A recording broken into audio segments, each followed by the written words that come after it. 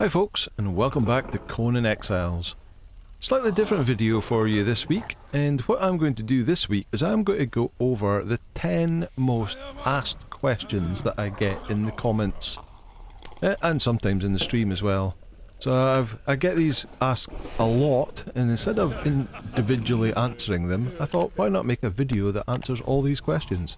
So let's get started, and let's get cracking with the first question.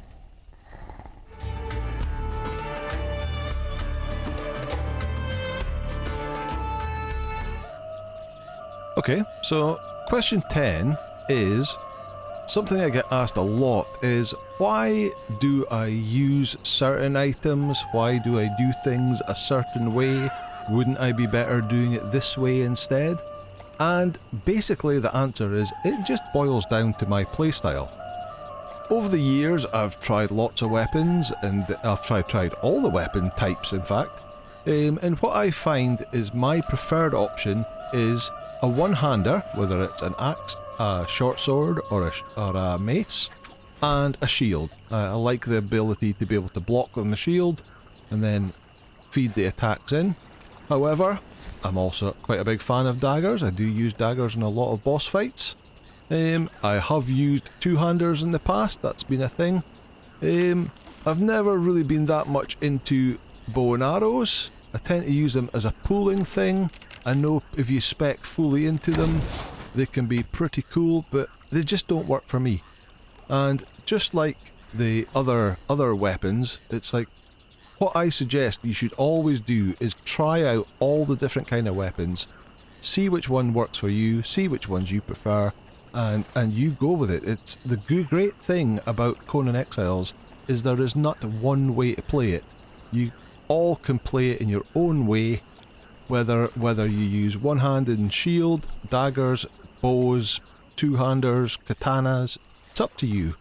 And as for the strategies, that's just the strategies that I've worked out and it's worked for me. Again, people sometimes do make suggestions and I try them out and find out, hey, that's much better, and then I can start adopting that. So thank you for all the comments that you put. Keep the comments coming. I'll never completely shut you down, because it might be that you've come up with a way of doing things that is much better than how I'm doing it, and I can learn from the experience. So yeah, yep, it's a sandbox game. You play it how you want. You do you.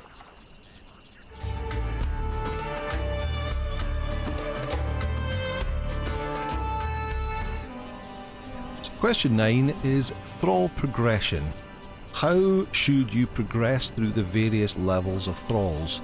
And this is actually a very difficult one to answer, because the base on your skill level and how confident you are with taming thralls, you can skip out quite a few steps and move up to higher level thralls quicker. But I would suggest, if you're brand new to the game, first thrall you want is one of the Exile faction from on Noob River. There's loads of camps down on Noob River with has the Exile in their name. So, like this guy here, so it says Shemite Exile 3, but Exile is kind of the faction, the Shemite is his race, and there'll be various races, but it's the Exile 3 part. You may want to start off with an Exile 1, just to get used to the whole taming process if you're brand new, but once you're really ready to have a thrall, Exile 3 would be a good place to start. You can level him up and he'll do you pretty well. He should be able to cope with pretty much everything down on Noob River.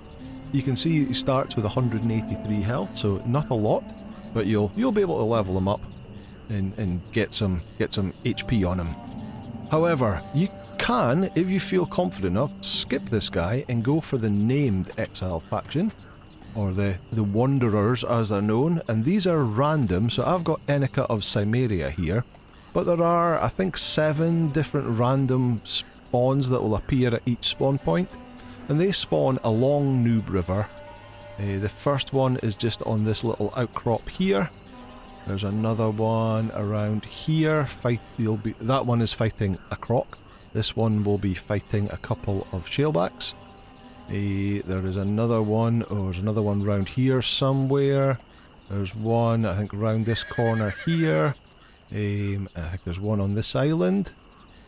possibly more spawn points. I can't quite remember them all, but these ones along here, this one, and this one are the common ones that I tend to go for.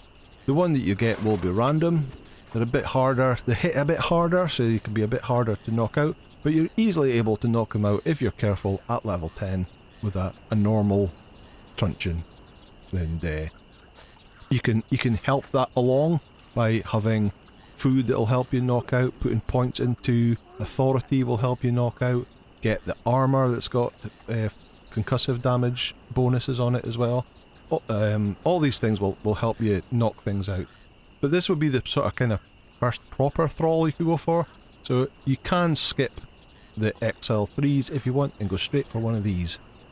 Again, they're still not huge levels. I mean, this one's only got 605 at level 0. So you're going to have to do quite a bit of levelling on them to be able to cope. But once you've got this one leveled up enough, you can move up the factions again. And then this one, so these are the Relic Hunter fighters. So we've moved a bit further up the map. We've went to Sepamaru, and you have the Relic Hunters in there. So anything in Sepamaru over here, this is basically a friendly city, and most of the people will not aggro on you. There is an area, I think it's just in that door there, there's an area there of prowlers and bad guys that will aggro on you, but if you skip them out, go around the other one, you can get one of these guys. You probably either want to get one on their own, if you can, so you don't aggro half the city, or if you've got to this point and you've unlocked the Thrall Taker journey step and have the purple lotus orbs, because they'll just be standing there, you can just throw an orb down, knock them out, and they won't even move. And then you've got one nice and easy. So you can see that they've got considerably more health. This is 1152 at level 0 compared to Enika's 605. So they'll be a much better fighter than they will. But they're still not brilliant, but they're pretty good. Again, you could skip this and move straight on to the next one if you feel confident enough, and that is the Relic Hunter Treasure Seeker. So the best way of getting a Relic Hunter Treasure Seeker is to go into the dungeon at the back of Conan's tavern in Sepamaru. So if you go down here, in this door here, Conan's tavern is just there, round the back of it, beside that water, and you can go in there. Seth the Drunk is the first one you'll come across who may draw Seth's truncheon, the best truncheon in the game. And then in the following room after that, there are Relic Hunter Treasure Seekers. Hopefully you can pull one out and get them knocked out, because they do a lot of damage, so you have to be careful. You can also now go into the abandoned silver mine over here. If you go in there, the first area has got a couple of them. Again, you could knock these out with purple lotus orbs if you got access to them from the Thrall Taker journey step. So they can be knocked out without you aggroing them, no problem at all, in the mine. There's also, in and around the unnamed city, there's various areas that have got the one skull human bosses that have got a couple of Relic Hunter Treasure Seekers around them, and including where is it? On this bit, this is where I used to get them before we could pull them out of dungeons.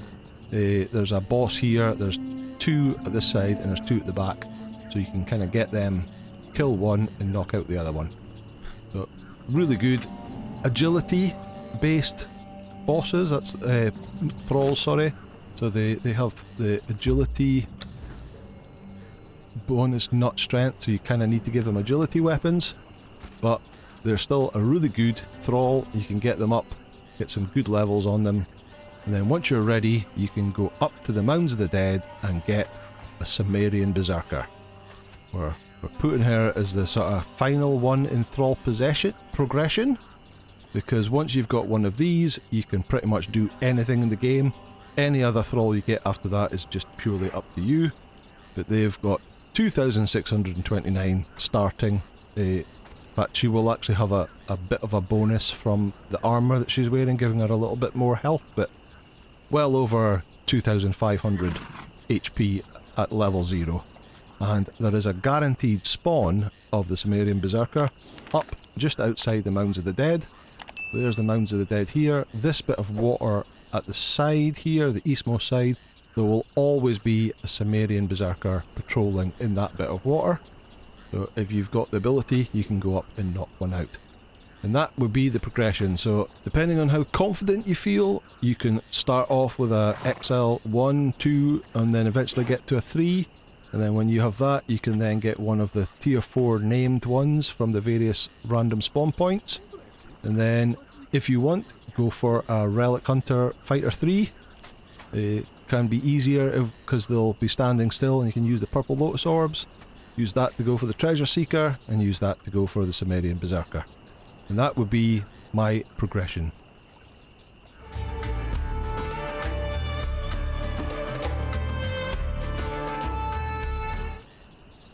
Right, question 8 leads directly on from question 9, and that is, what's the best thrall? So, again, this kind of changes as thralls get nerfed and things change over time, but over a long period now, these two here are my favourite thralls. The Sumerian Berserker and Delincia Snowhunter. Both very good Sumerian named fighters, very high level, will easily be able to complete anything in the game with you. Sumerian Berserker has the advantage of being the guaranteed spawn, which is up the Mounds of the Dead. Delincia is a rare spawn. She is also found in Mounds of the Dead, but it's a rare and has multiple spawn locations, so you kind of just have to go around these areas, these kind of 3 areas here in the middle. You can appear in multiple spawn points over there, and also if we go northeast a little bit, up here, sorry, no, there it is, sorry, went too far. If you go up here just before you get to the snow, there's a small camp here, Stargazer Crest. She can spawn there. There's only 2 spawns there, but one of them can be with Delincia. But I tend to find that if I just do laps of this Mounds of the Dead here, you not only pick up a lot of gear and items, but eventually you'll come across a Delincia there as well. The other 2 we've got listed is Leon, so these are the Sumerians, these 2, and these 2 are the Nordheimers. So Leon and Janos. Leon also is a guaranteed spawn, and he can be found over here at Leon's Watch, so just below the cliff, and he is always going to be there, guaranteed spawn. Janos, however, can basically appear at any of the camps. He's a rare random spawn that can appear at any of the Nordheimer camps all around this area, so New Asgarth, Meadow Watch, Meltwater Crag, Rhymefisher's Hut. I think, well, I've seen him actually patrolling into Liam's Watch, but there's a whole bunch of camps up here and he can appear anywhere there. You can see that he's got 2087, they both got 2087, so not quite as high HP, but they're still really good, fast leveling, tier 4 thralls that will also be able to do pretty much everything in the game. But these are my 2 favourite, the Berserker and the Delincia Snowhunter. So that's my, I won't say best thralls, but my favourite thralls. But any of these are tier 4 top level thralls.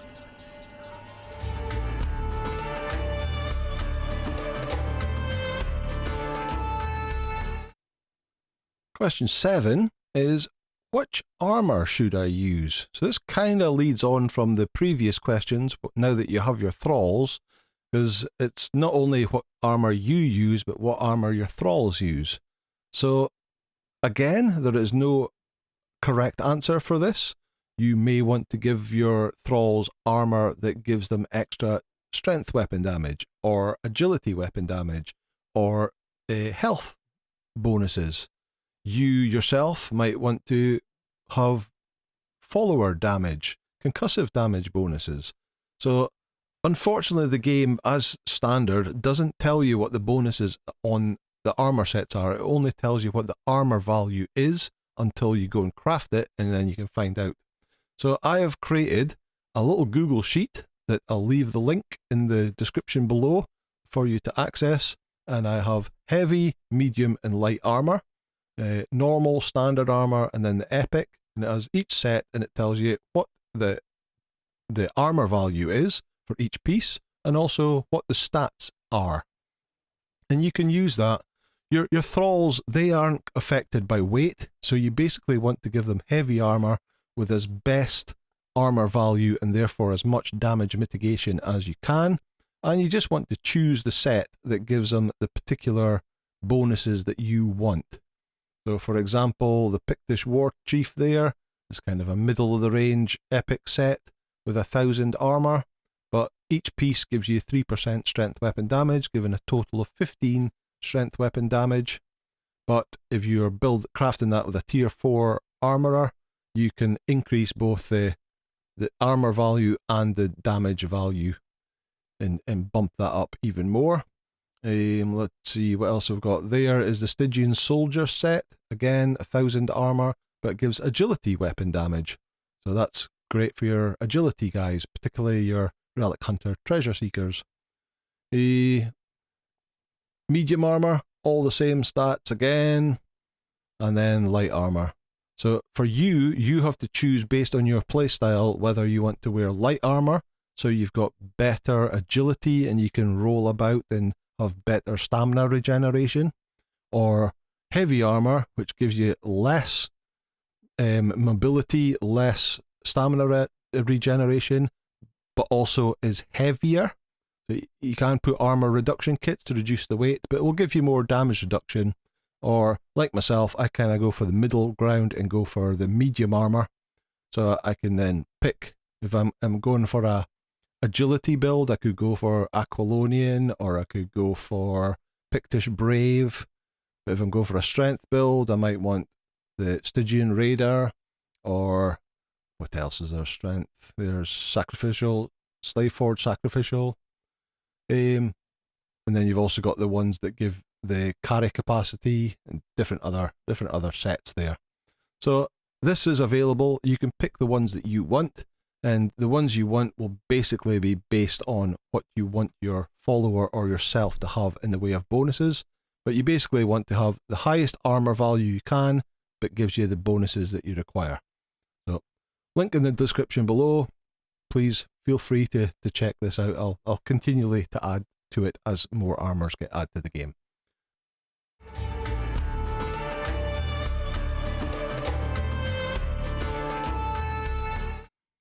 Question 6. Can I have more than one save game? The answer to that is basically down to two things. Are you playing online on a server, or are you playing single player on your own machine? If you're playing online, your save game is saved on the server. So you can have a save game on as many servers as you like, but you can only have one save game per server. However, if you're playing single player on a PC, the save games are saved on your PC. So here we have, this is my location of my Steam folder. So you go to Steam, Steam Apps, Common, Conan Exiles, and then there's a folder called Conan Sandbox. And in this, you'll find a folder called Saved. So in order to make a save game, what you can do is you can take that saved folder, copy it, and paste it. And there we go. There is a copy. You can then rename that copy anything you like. So I'll just rename it Questions. And there's a copy of that. You'll continue to use this folder, and you can see here I've got a save game for my streams, I've got a save game for my Beginner's Guide series, and I've still got a save game for the Sipta series as well. So to make any one of these live, what you can do is, now that we've got a copy of that saved folder, I delete that. Say I wanted to go to Sipta, I take a copy of that Sipta folder, I rename that back to just saved, and that will now be my save game from Sipta, and when I load into the game as single player, it'll open that folder and I'll be on Sipta. And that's how I flick between the stream save game, the Sipta save game, and the Beginner's Guide 2023. And you can have as many of these as you like. A great idea is to take a copy of these frequently and copy them off-site, either to another hard disk or to the cloud, so that you've got a backup copy of your save games, So if anything was to happen on your machine, you can get your save games back. There we go.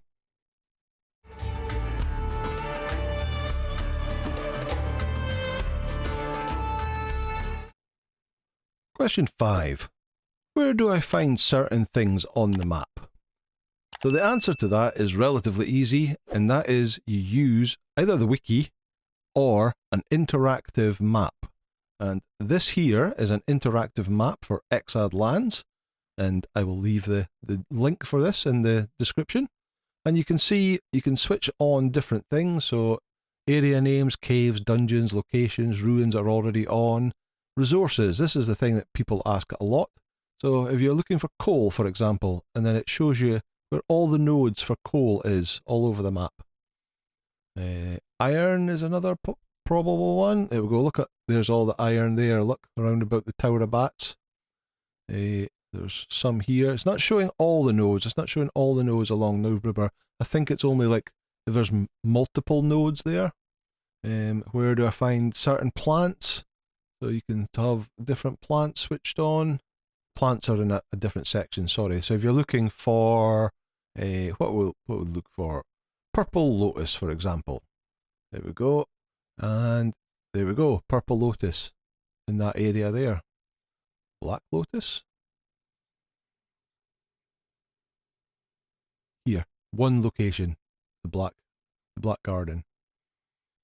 Also has thralls, gives you an idea of where certain thralls can be found, NPC camps, etc. So very useful to find some resources that you're looking for. And equally, there's another one for Isla Sipta. I'll also put the link to this, and it's pretty much the same idea. Where's the coal? Where's the iron? Everywhere. Star metal in the center. Where do I get thick hide from? There. All that kind of thing. Same with the plants. Where can I find a frost lotus? Over here. Where's purple lotus? There. There you go, purple lotus. So these can be very useful to give you, and you can zoom in and you can see exactly where they are on the map with a bit more accuracy. So really useful.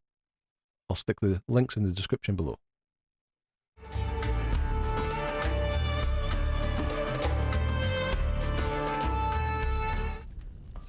Okay, question 4. What mod do I use to pick the exact amount of items out of a bench? So this used to be probably the most asked question I used to get. It's not quite as much now because I think I've explained it an awful lot. But what they're talking about is if I can go here and tick this and drag it, this pops up and I can type in 136. Okay, and then I only get 136. This is not a mod, this is part of the standard game. So if you click and drag, you get the whole stack. But if you hold shift and click and drag, and you let go, you get this. You can either use the slider to change the amount, or you can type in the number that you want, and you get exactly that number. So no mod, bog standard part of the game, hold shift as you drag. And that's how you do it.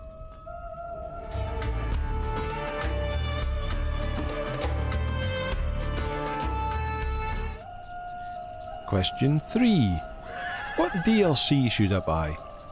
Now this is a question that I can't really answer for you, because DLCs are purely cosmetic items, build sets, armors, weapons, and what I like and what you like may well be completely different.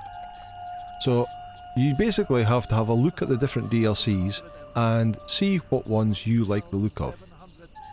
All I will say is my preferred recommendations is if we go to the DLCs, I will always recommend the Isla Sipta, but that's down to the fact that it comes with two of my favourite build sets, the Stormglass set and the Flotsam wooden set.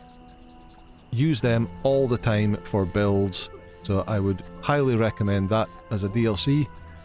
Not even for the extra map that it comes with, but for those building sets. Another one that I highly recommend is the People of the Dragon, because it comes with this Numidian set, which is the most sort of castle-like you can get. and it has some nice decoration pieces as well. So I'm a big fan of the People of the Dragon set. All the other ones are just, it's whether you like the look of them or not. It's purely up to you. You don't need them to do anything in the game. You don't need any DLCs at all. You can easily complete the game without any DLC. And the Beginner's Guide series, I don't really rely on anything that's from a DLC. You can complete the whole game as standard. But for cosmetic items and build sets, then Isle of Sipta and People of the Dragon are my favourites, but it's purely up to what's the look that you're looking for and whether you like them or not. And that's my DLCs.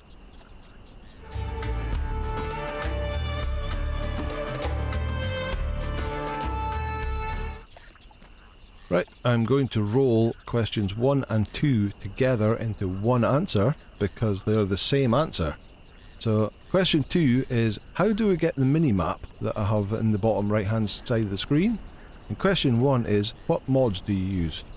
So, the answer to both is Hosav's custom UI mod. So, the UI change that's in the top left of the screen, that comes from Hosav, and you can tweak all the different parts of that, the colours, what is displayed, what's not displayed. But it basically just gives you a little bit more detail of the UI information that's on there. And as part of the mod, you can enable a mini-map. So if I tab to my character, a little UI button appears at the bottom corner. Click that, it gives you Hosav's UI settings, where you can set all the different items, different stuff, colour pickers, and there we go, mini-map. So I can switch the mini-map off and on, and you can position it in different locations, change its colour, whether you show the time or not. Also, it shows you like damage numbers when you're fighting, so you can get an idea of how well you and your thrall are damaging it. So that's the only mod I use. I do run Pippi, and Pippi I just use for controlling my online servers. I use that information, but for single player game, the only mod I use is Hosai's custom UI mod, and that's all.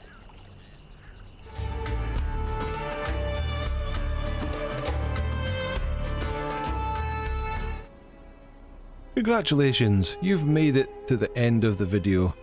So, as it's the end of the video, I'm going to give 2 bonus points. These are not really questions, but they are probably by far the 2 things that I get the most comments about all the time. And the first one of that is the simple method of picking up branches. So if I was to pick up a branch, I get 2 branches. I think I've got gathering times 2 on here, which is why I get 2 branches. If I take my hatchet and hit a branch with my hatchet, 24 branches. So there we go. You get loads more branches by hitting the branches with a hatchet than you do by picking it up by hand. So that's one tip. The second tip is put an armourer on the tanner's table. So any armourer at all, and this is just an armourer 1, which is a guaranteed spawn. If you come down here, down the north of Noob River, underneath the Shattered Bridge, round about, I think it's here, just here, there's a little, not even a camp, but it's got 1 fighter, and it always has an armourer, usually an armourer 1, sitting here that you can easily get and drag them back. As soon as you put the armourer thrall on the bench, so you can see what I've got available there, put them on the bench, you get the option to stitch. And stitch allows you to stitch 4 normal hides with 1 twine to make a heavy hide. So if I craft 1 of them, you can see it going up. And there we go. Thick hide. And then you can tan that thick hide in your tannery in order to make thick leather. So that's a way right at the start of the game to get thick leather to make heavy armor for your thralls, or maybe even for yourself, is get an armourer, stick them on the tanner's table, and then use the stitch ability to craft up as much of the heavy hide as you need, which you can then tan into heavy leather. And there you go. That's 2 little bonus tips. They're not really questions, but they're probably the 2 things that are most commented on my videos. So that's going to do it. That was our top 10 questions plus the bonuses, and that's all for today. So thank you very much for watching. If you liked the video, please hit the like button, hit subscribe, and I'll see you in another episode. Bye now.